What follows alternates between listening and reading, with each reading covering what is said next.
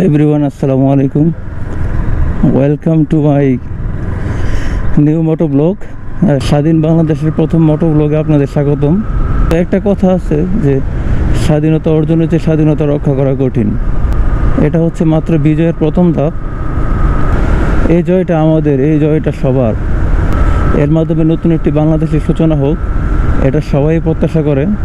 যেন আগামী প্রজন্ম যেন ভালো থাকতে পারে, তার জন্য আমাদের এই ছাত্রদের এত ত্যাগ, এত শহীদ হলো। এখন এই বাংলাদেশ গড়ার দায়িত্ব আমাদেরকে নিতে হবে যে এই বাংলাদেশকে আমরা কীভাবে গড়ব।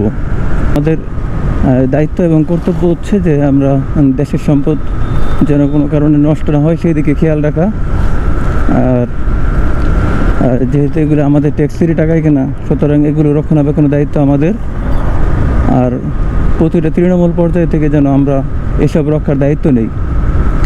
আর একটা নিউজ দেখলাম যে অনেক জায়গার মধ্যে এই বিভিন্ন মন্দিরে হামলা হচ্ছে।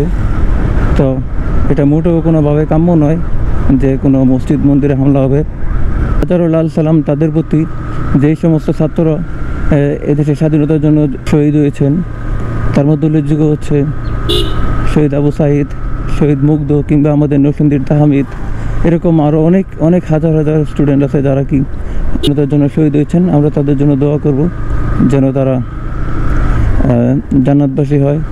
দোয়া করে যেন দেশে শান্তি ফিরে আসে, দেশের মানুষ যেন শান্তিতে থাকতে পারে, দ্রব্যমূল্যের যেন মানুষের আয়ত্তের মধ্যে চলে আসে, মানুষ যেন স্বাধীনভাবে কথা বলতে পারে, স্বাধীনভাবে বাঁচতে পারে, এটাই কামনা। সো এটাই ছিল আজকের ভিডিও।